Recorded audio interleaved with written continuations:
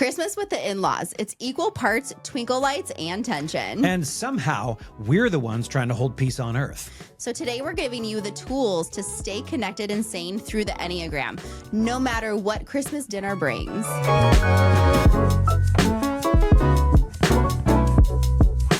All right, so here we are with another Enneagram episode. Yep, good one. This is super exciting because our last episode we were talking about like the holidays and in-laws and just how that can kind of be a little bit bumpy depending on your relationship with them. Yep. And so this one I'm excited about because this helps put the guardrails on the relationships that you're interacting with, knowing their Enneagram type and how they interact with stress and how they interact with good relationships, like a little bit of sour relationships and how they deal with conflict. Yeah, because I mean, going into the holidays, you're going to interact likely with your in-laws. And so this is a great opportunity to help you and your spouse understand, one, how your type is going to approach those things. You probably already know, but it will be helpful to then help your spouse too when you understand and know how they're going to see the same situation that you do and likely come with a different viewpoint, a valid and good viewpoint. It's great to put those things together. And this is why especially in these times, is why I especially love our Enneagram episodes. Yeah, the Enneagram is so powerful because every family is kind of normal-ish until you kind of marry into it. Then it's like all of a sudden it's like you're kind of bumping up against like traditions that you've never heard of. You know, it's like opinions that you didn't necessarily ask for. And you're surprised by. Right. And so it can be really challenging, especially during the holidays. Absolutely. And so this is why we love the Enneagram and what it brings and offers to marriage. Because the reality is different Enneagram types exercise and experience family dynamics differently, especially the in-laws. Yeah, And, absolutely. I mean, what we're here to do is we're just here to help spouses find the patterns that they walk in, help them stay connected, especially when Uncle Larry does something sideways and it's just nuts. Dang it, Uncle Larry. Yeah, I mean, come on, Larry, get it together. Anyway, if your name's Larry, we're sorry. But but the point, so there's kind of a pattern of how we're going to go through this. And so each type, this is what we're going to concentrate on. We're going to say like a statement, it's kind of a funny statement, but it's a statement that you may have said in the past, or you may have definitely thought before. And then we're going to talk about how the type responds in the, we're calling it healthy, but it's more like a easy relationship that maybe you have with your in-laws. And then we're going to talk about when you have the difficult relationships or the, we'll say, boundary challenged relationships, right? And then how to nurture that particular type. And then we're going to have tips for the spouse of that type as well. So I'm really excited to get into this. Normally we jump in with me as the one, but we're going to throw you guys a curveball and Honey's going to take us off on type one. All right, so we're going to start off with the type one, the improver. And so the things that kind of like go on in their head could be they've either said this out loud or they've thought it probably a few times going into Thanksgiving or any sort of holiday or Christmas. And it's like, please don't embarrass me at this event. And that's like their biggest thing that they're worried about. That's so true. Right? I can totally I can 100%. hear you saying that I may right not now. have said it, but I certainly thought it. Yeah. And so when a type one has a really healthy relationship with the in-laws, it's usually one that's based upon like clear expectations and that the in-laws are really respectful, they're consistent, and they're responsible so that the type one really relaxes. It's like they don't have to like overthink things. Yeah. And when that happens, they're going to jump in to help with the dishes. They're going to organize the meal. They're going to like quietly correct the gravy recipe in their head, but it's also going to be done in like their motivation of love, not just because like they want it done the right way and you're doing it wrong in a judgment and critical way. Yeah, no, that's absolutely true. Now, the more challenging relationships, what you may find is one's going to have a lot of difficulty with chaos, with lateness, with messiness, or this one's hard too, like passive aggressive comments that light up their internal "this is wrong" alarm. It's a very, very difficult situation to be in. And then as a one, they're going to become tense, rigid, judgmental, and they're going to be overly focused on the fix it, right? They're going to want to fix it. And so that's definitely what happens. And so what it's important to know is how to nurture them, how to nurture a one. You're going to affirm their goodness and intentions because it's always coming from that place. Maybe you're going to set clear plans before the family gathering even happens. It helps them understand that. And then let them know that you notice how hard they try because that's important to them. Yeah. And a tip for the spouse is really to help them like establish like reasonable boundaries. I think that's been super helpful for you. Absolutely. Is you know, when I set the reasonable expectation of what's going to happen, I think it helps calm you down and it helps you to know what to expect, really. Because it makes the right in between these boundaries. And so when it falls under those boundaries, then I know that's right. Yeah, absolutely. And I love this saying, you can just gently remind the type one that not everything needs to be perfect today. And I think that that's one thing that I've actually said to you in the past because it helps you to let go of like that control and like that perfectionism that kind of rises up in stress. Yeah, it's interesting, especially for a one, and I can speak to this because I'm a one, is that when you set the expectations, the good and right then falls within those boundaries. And so if it doesn't have to be perfect, then right and good is less than perfect. And that's good. Yeah. Like that now I can understand, oh, here's the boundaries. Okay. So if we're like, then that is good. And then that is right. So that's our number ones. But our number twos, that's the helper. We know that our number twos, you may have said this or thought this yourself. I brought 7 side dishes. I brought seven side dishes just in case. Right. And so the two in a healthy environment with the in-laws is a two is going to thrive when the in-laws are warm, they're appreciative, they are inclusive. A two will feel loved when they can contribute and care for people and then be valued as part of the family. That is very important to a two. Yeah, and I love the twos because they're in the heart center. So they're really going to feel like loved when they're emotionally connected with the in-laws. And so that can be something that's really valuable to them and they'll really cherish that. So on the other side of that, when there's like more of a challenging relationship with the in-laws, the type 2 can actually be pretty emotionally distant. Yeah. They can be critical. They can be ungrateful. It's just really difficult because they are so heart focused and so attached with their heart and emotions. And like when the in-laws are ungrateful, it really like cuts them really deep. Yeah, very deep. And so the twos may like overextend. They can definitely be people pleasers.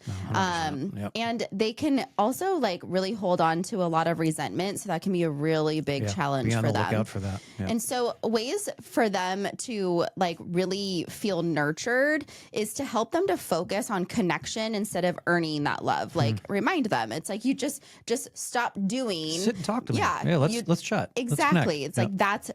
You don't need to get anything from me.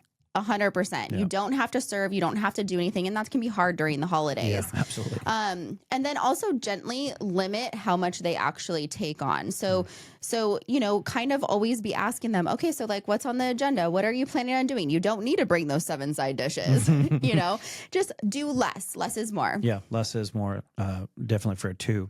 Now, for you spouses of a 2, something that's helpful is if you step in when others are taking advantage of them, because as a 2, they're always wanting, that is their default. They're going to serve, they're going to do. And people who are not necessarily looking out for the 2's well-being may, I would say, unintentionally take advantage of that. I don't know that they know, but as a spouse, you can help establish boundaries for them. And so when you see that they could possibly be taken advantage of, step in there because they'll appreciate that care. And then affirm the 2. Affirm them that they're wanted, and it's not because of what they're doing, it's who they are. That alone right there is the key statement for a 2. If you want to see them fulfilled, if you want to encourage them in the deep crevices of who they are, affirm them in who they are, not as a result of what they're doing for you or other people. Yeah, and it actually helps them to slow down and not serve so much. Yeah. Okay, so now we're going to move into the type 3, which is the achiever. And some of the things that they may be saying out loud or in their head, probably more like in their head, is I will win Thanksgiving, if that's even a thing. But and in their head it is. It doesn't even matter because they are winning. They're going to bring the best dish. They're going to bring the really best pie. They're going to do the best that they can. It's true. And if they're at our house, then they're for sure going to be like games and that kind of stuff, and they're going to win. Yeah, and I want them on my team. Yeah. So healthy relationships with the in-laws, the 3s really shine when the in-laws like admire them, they're celebrating their wins, or they're speaking highly of their accomplishments. Because remember, the type 3 is all about the achieving. Yep. So it's like if you're acknowledging that achiever, so like if you have like a daughter-in-law or son-in-law that is a type 3, it's like, remember, like exhort them, like tell them how awesome they are in their achievements, because you're creating kind of that safe environment for them to really be themselves. Yeah, absolutely. Now the opposite side, where you got the challenging part for the 3, is where in an environment where in-laws are comparing, maybe they're criticizing, or they play kind of favorites. Now that's going to trigger the insecurity of the 3 or put them in performance mode, right? Yeah. And then a 3 may overwork to impress or disconnect emotionally just to avoid the feeling of being judged. Yeah. And the way that you can nurture them is to affirm their worth beyond the performance, right? And also like help them to slow down by being present. Yep, that's exactly what you would do. Yeah. One of the things that the spouses can do as an encouragement to a spouse of a 3 is to shut down the comparison game quickly. If you sense it coming, knock it down. Shut it down now. And then remind your 3 that you don't have to hustle for this family. You just be you, and that's fine. There is no competition. There is no competition to win. Sometimes there may be competition, but there's a boundary for that. But we also kind of think of that. So that's our 3s. So our 4s are going to be the individualist, right? Where you're going to say, you could have said something like, I feel things are about your family that I cannot explain. So you're the 4 is feeling things that I don't can't put words to, right? Because the 4 is going to feel, right? That's what we're feeling. And so when they're in a healthy environment, the 4s are going to appreciate emotionally attuned, creative, thoughtful in-laws. They would absolutely love that environment. And they love the meaningful one-on-one conversations. If you're going to have a long, deep conversation in the midst of a holiday season, wow, the 4 is all there for it. Yeah, absolutely. My goodness. And again, like on the other side of that, for the more challenging relationship with the in-laws, they don't really love like the surface level traditions, loud personalities, or dismissive relatives that can really feel like total rejection to them. Yep. And, 4s might withdraw. They can kind of feel misunderstood a lot of the times, or they can take comments too personally. So try to kind of like if you have a type 4 in your life, like make sure that it's like you're not really saying the comments that can kind of like turn them off. Yep. They carry a lot. They really do. Yeah. And they also have a wild imagination too. So they can take things out of context pretty easily because they do feel so much. And, they just are there. They often feel misunderstood. So when you're speaking to a 4, like be clear on your intentions and your heart. Can a 4 create kind of like their own narrative? Just because they're based on their feeling and how they're interpreting something? Yeah, I think in health, they don't do that as much. But in unhealth, yeah, it can definitely creep up in stress, especially during the holidays. That narrative can be pretty loud. Yeah. And so a way to really nurture them is make space for their emotions before and after visits. And so, you know, if they're part of your family, like do those check-ins before and after, and great also idea. validate their experience without trying to fix it, because they don't want to be fixed, because they actually already feel like they're broken. So when you're trying to fix them, you actually validate the fact that something needs to be fixed. Wow. I don't know why I didn't realize that. No, that's interesting because I'm a fixer, right? I'm an auto fixer. Right. But if you're like, oh, here, let me help in that, you're then saying, oh, there was a problem. And that's what they hear. Oh my goodness. Okay. Yeah. All right. Well, for you spouses of 4, again, after the gathering, ask the question, right? What part of that felt heavy for you? Like you're talking to them, right? You're just, and other ways is you can protect them from being pressured to just get over it. It's okay. It's okay to feel the feels. That's not the problem. It's never been the problem. But how you process and how a 4 processes through that is important. And so you definitely want to protect them from that. Just, you know, get over it stance. I would say too, for the spouse of a type 4, just in general, a really good tip for a spouse would be to verbal backtrack to them often. You know, be repeating back to them what they're saying, so that for one, they feel heard, but then 2, that they can actually validate that, okay, yeah, that is actually how I feel, or not, because they like to verbally vomit a lot. So I think that it's almost like they're hearing from somebody else's perspective what they said. Yeah, exactly. Nice. That's good. Yeah. All right. So for the type 5, who is the investigator, some of the things that you might be saying in your head is, I love your family from a safe distance. And so we love you. We love you, type 5s. That's so good. And so a healthy relationship with the in-laws, it really looks like this. It's respectful. It's low pressure. It's intellectually curious. And so that to them feels like a little piece of heaven. And so like get into those good, like, hey, let's talk about this trivia, facts, like let's talk about theory, like let's challenge the brain. They love the deep conversations. True. And so they can really enjoy them in small doses, because remember, they're like that, they're the battery. We're always going to talk about the battery. So they can easily feel drained if it goes on for too long. So keep it deep but short. And that's part of the challenging side of it, right? So high energy, needy, boundary crossing, or drama heavy families, drain them like that. Yeah. I mean, it's gone. Totally. And you can imagine a 5 already knowing that going in. Oh my goodness. I mean, honestly, like type 5s, most of the time they avoid family gatherings. And so it can be really challenging for a spouse that's married to a type 5, because they may not want to go at all. And so you got to really try to pull them out of their shell to go. Wow. Some other parts of the challenging side is a 5 may just shut down completely ghost the room, or hide in the bathroom with their sanity. Because they don't want to be taken from, because they only got so much to give, and it's gone. That's why I'm in the bathroom. They may be the ones that are sitting on the couch on their phone reading. They may bring a book. They may do something that actually pulls them out of conversation. See, that's what's interesting to me is if you just have a standard general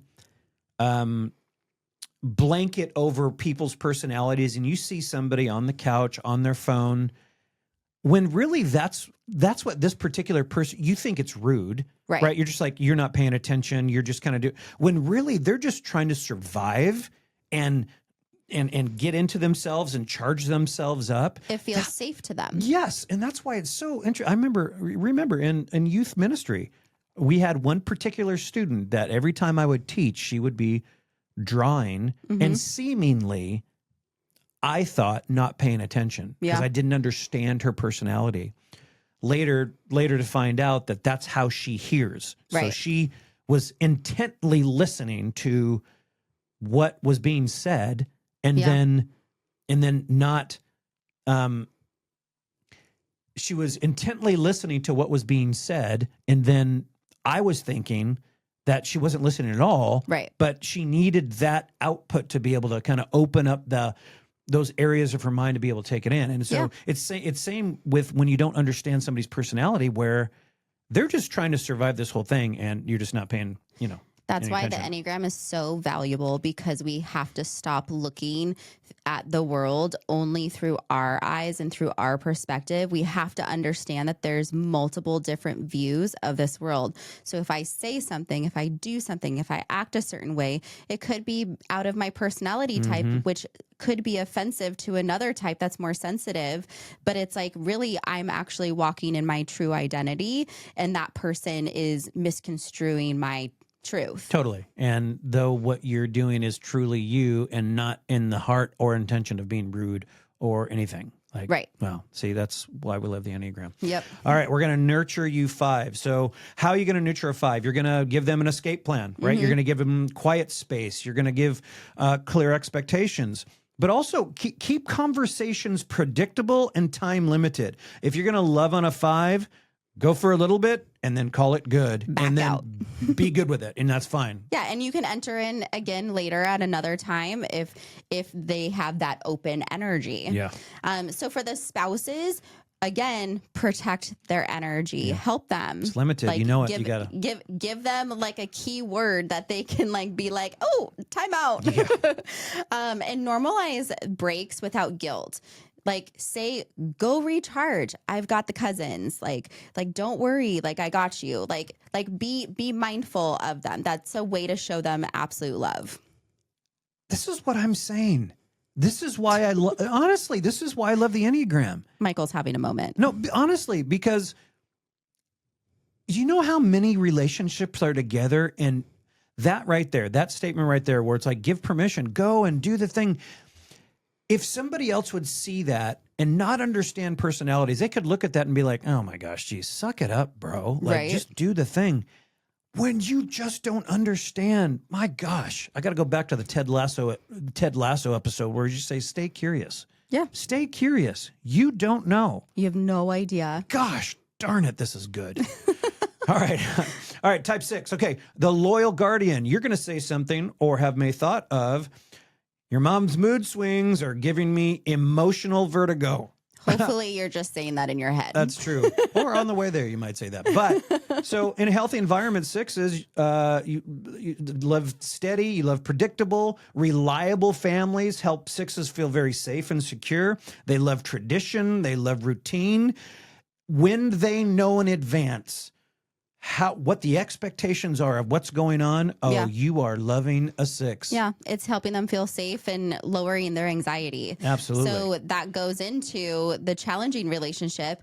This is all kind of anxiety backed and based. Totally. It's the unpredictable, dramatic, the conflict prone, or the controlling in-laws that kind of like ramp up their anxiety. So really like they become super like hyper vigilant, like questioning motives and anticipating the worst case scenarios. They're already kind of thinking of the worst case scenarios. So like that family dynamic can really heighten those things. Like they're feeling like fear of abandonment. They're scanning for that danger. So it's a challenge. We always say that this type 6 is the most courageous of all the types, because it actually takes so much for them to show up. So much. Especially during the holidays. Like there's a lot of social anxiety that kind of goes around for a type 6 for them to enter into like conversations with new people and new family members. So just keep that in mind. And one of the ways that you can really nurture them, communicate the plan, like super clear, That's like all the details. If you did that, you're winning with a 6. You can reassure them that you're on the same team. I'm not going to leave you. I'm not going to abandon you. Yep. And, you can really pray for them, especially before the tense gatherings. It really helps kind of like them to feel calm. Yeah. And for you spouses of a 6, don't minimize their concern. Anchor them instead. So, that's so good. Hear it, but then anchor them in this is what's true and this is what's going on. And you can use phrases like, we're safe, we're together, I'm not going anywhere, right? So that's really, as a spouse, is going to help those sixes. Yeah. It really just anything to help die down their anxiety. Yeah. So that was Louis, by the way. Oh yeah, we didn't introduce Louis. Louis was in my lap. That was Louis. Yeah, that was Louis. He just had surgery, so he's a little needy right now. Did you know how many teeth that an adult Pomeranian has? Well, I do now because I had to pay for half of them to be removed. 42 teeth, ladies and gentlemen, and he got 20 of them removed. Poor little boy. Oh, we're sad. Okay. Okay. All right. So for the type 7, the enthusiast, which is me, some of the things that I may say in my head. And may possibly have. Right? Actually, I don't know about this, but your family is great, but can we leave early and go do something fun? Now, that assumes that the family thing isn't fun. That's true. So, because if it was fun, it would, Yeah. Okay. Which goes into if you have that healthy relationship with the in-laws, it's mostly because it's been positive, adventurous, like spontaneous, maybe like flexible families completely energize the 7. So they're really looking to be included in the fun and spontaneity. The challenging side, though, for a 7 in a challenging environment is going to be if it's heavy, if it's negative. Oh my gosh. I'm getting like but check this. Check if it's guilt driven. Oh, I'm out. I'm going to shut down. I want to vomit. I'm going to shut down. I'm going to go hide in a corner and I'm going to be like planning our next vacation. It's like a weighted blanket, which you hate. For sure. I'm going to be like booking a cruise in the closet. Then we should do that more often because that's going to be great. Right. So it's going to be guilt driven, or they're going to be overly rigid. Like overly rigid families makes a 7 just feel suffocated, right? Yep. 7s want to escape. They'll joke through the tension or avoid serious conversation. So remember that a 7 is going to want to, in difficult environments, is going to want to escape, is going to do a lot of reframing and avoid pain at all costs. Yep. Amen. And then if you're going to nurture them, this is one thing to keep in mind, is build in fun before or after family time. It helps settle the meat maybe a little bit. It just kind of helps settle the situation and give them choices. Keyword, listen, give them choices, not obligations, right? So that's would you agree with that?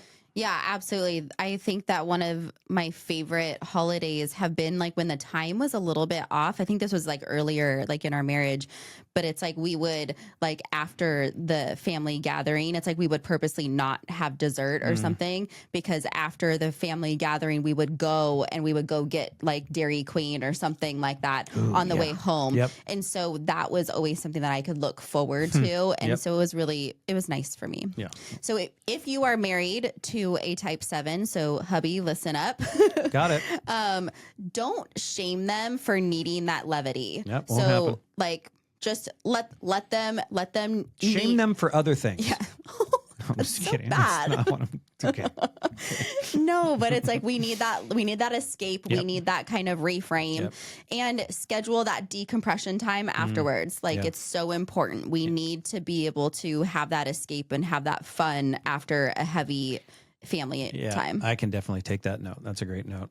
8s, you're the challenger, right? You're going to be the one that says, hey, if your dad raises his voice again, I'm going to intervene swiftly. Yikes. Like, my goodness, right on it, right? Okay, so now for an 8, healthy environment. But I will say that it's probably not said as aggressively as you just did because it's a heart for justice. I mean, 8s can be pretty aggressive. Well, no, they can be pretty intense, but I'm just saying that it wasn't an aggressive way. It's going to be that protective. It's going to be that kind of like, hey, if your dad gets don't worry, I'm going to intervene and I'll be there quickly. Yeah. Okay. All right, I'll take that. Yeah, because it's that justice part. I mean, they can be intense, so I would say like in unhealth, it could definitely be. I was mixing the 1 and the 8. Yeah, no, that's exactly what was happening. Because you're hearing it through your inner critic. Yeah, because I'm like, that's wrong. Yeah, you raising it's wrong. So I'm coming in there hot. Exactly. Yeah. Okay. See. Oh yeah. I just learned something again. This is great. That's why I love these. This is great. Okay. So 8s, you're in a healthy place. healthy relationship with your in-laws. It's going to be honest. It's going to be strong. It's going to be straightforward. Straightforward people can earn 8's immediate respect, which is interesting. So good. Like, if someone's straightforward in some relationships, it's like scary. Like, wow, you don't have a filter. Yeah, but it's super like healthy and respectable for a. Oh, 8's, man, you're just like, you're amazing. Yeah, they're killing life, and they love it when it's given back to them. 100%. So, and then other ways are that an 8 will enjoy lively conversation and people who can hold their own. They love that. And then 8's also think they have a sense of intensity, protection, but also like a fear of betrayal. So there's that dynamic in all of that as well. Yeah. And so if you have a challenging relationship with the in-laws, it can be because maybe it was manipulative, it was controlling, it was like fake and passive aggressive. Like in-laws really activate their protective instincts, which is what you demonstrated in the beginning. Yeah. So like it can be really hard for a type 8 to especially like if their spouse is like really like emotionally like connected to their family and the type 8 sees some like manipulation going on, or like they like have childhood wounds, like they can definitely kind of come in and be a little bit intense. And so like they may confront, they can withdraw or go into full I'm protecting my spouse mode. Yeah, because they'll jump on that in a heartbeat. Oh yeah, let's just get out of the way, here I come. Yeah. And so some of the ways that we can nurture them is like thank them for wanting to protect the family, because it's really integrous for them, because it comes from a great heart. Very pure place. And it comes from a heart of wanting to pave the way for them to win. And so if they see those roadblocks coming in, it's like that sense of justice that comes in. And then ask them just to kind of like check in on their tone, like not the passion side. So it's like, just this is good. Yes. Watch this. Absolutely. Because your passion could get lost in your tone and then it doesn't communicate. Well, and you lose people when your tone is off. Yeah, I know that. Yes. That was free. I've experienced that. Yeah. All right. So how would the spouse? Okay. So a spouse, if you have an 8 as a spouse and it's she or she is an 8, right? So maybe you set boundaries before they feel that they need to, right? That's very helpful for them. This is where they need to be, and affirm their soft side, right? Because they think soft is weak when really soft is their power, and so tell them that you're safe and you don't have to fight today, right? There could be fight for another day, but today's not that day. You're safe. You're good, and it's going to be good for them. Yeah, and everyone loves each other. Like reminding them that it's like there is no like justice needing. You're not going to be betrayed. Served. Yeah, you're good. You're fine. Yeah. So our last lovely type is our type 9, which is the peacemaker. Super 9. Some of the things that they could be saying is, "Can everyone please just not anything?" Oh, that's so relevant. Yeah. Oh my it's like, gosh. Just don't. Just can you just not just anything? Not. Oh, that's good. And so when a type 9 has a healthy relationship with their in-laws, it's mainly because they've really created that calm, inclusive, like low pressure feel from the family. Yeah. And it just makes them feel so safe, like kind of like a warm blanket around them. And they can really blend easily and enjoy connection without being overwhelmed when they have created that safe place for them. Yeah.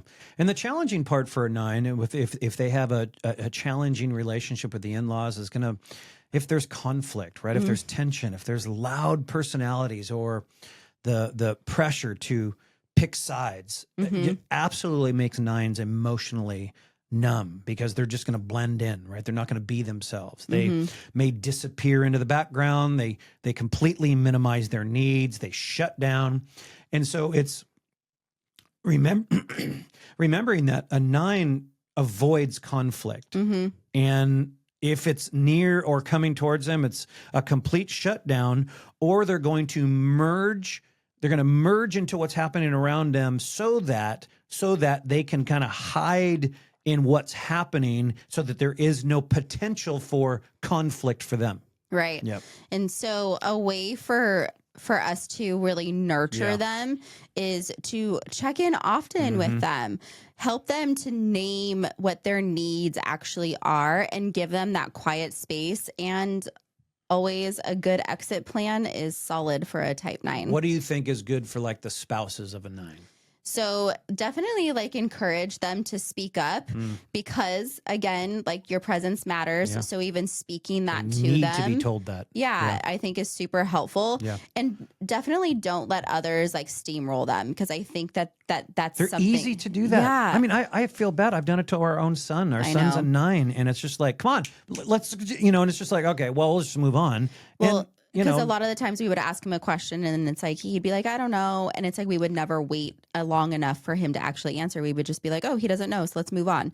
And it's like not knowing personalities. I know. I mean, it's just, well, we've gone through all 9, and this is for the in-laws. A lot of great insight as we go into the family gatherings, the get-togethers. I mean, this is really good for all relationships. But there's some practicals that I think that we can give in these moments, and I would say that. This may be helpful to navigate those relationships, and it's just kind of funny, but you pick a code word for when you and your spouse feel overwhelmed.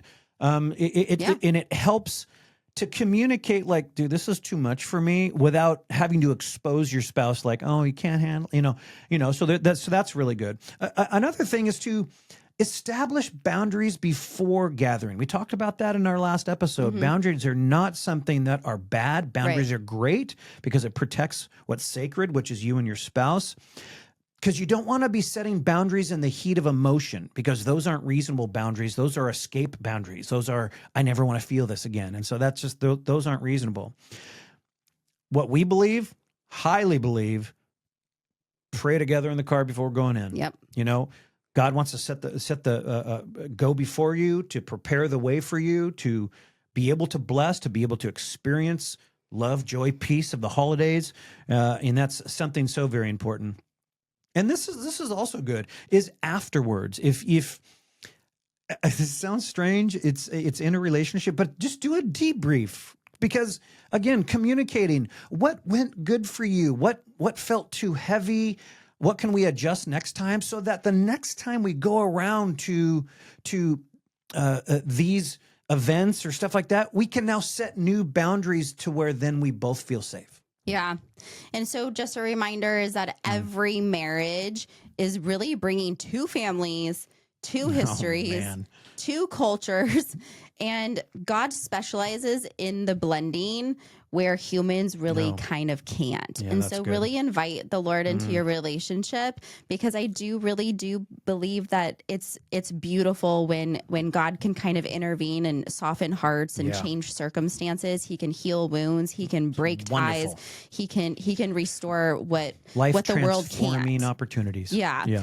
And so again, your Enneagram type isn't a limitation. It's true. Remember that the doors are open wide for you. It's more just like a map. And so it kind of helps you to know you and know your spouse and know where your guardrails are. So with love and grace and a whole lot of humor, we can navigate even the trickiest of in-law dynamics and do it as a united team. Well, I think, I mean, I know we do this all the time and we have all of this information and data, but I feel more equipped, because we haven't done them yet, right? We're doing this episode before going into all of these interactions. It helps me, it brings it to the surface and brings it to the forefront of your mind to, I can do this better with my spouse, so that I can participate in creating an environment that will be welcoming to everyone, especially if or you don't want to type someone that you don't know, because you don't know someone's intentions, but you could maybe get close and then begin to give them something that they would need, that, I feel more equipped. Yeah. So definitely send this to your spouse. Yeah. Send it to your kids, send it to your grandparents, like anyone that you feel like would benefit from this, because this is such good and valuable information, especially to help create that safe environment in the holidays. Yeah. So make sure to tag us, like us, put a comment in under the show notes or wherever you put comments. Yeah, whatever you do. And let us know like how your holidays actually went, and follow us on social media. Yeah. Happy holidays, Merry Christmas, Happy Thanksgiving, Happy New Year. All the happies. All the happies. See you next time.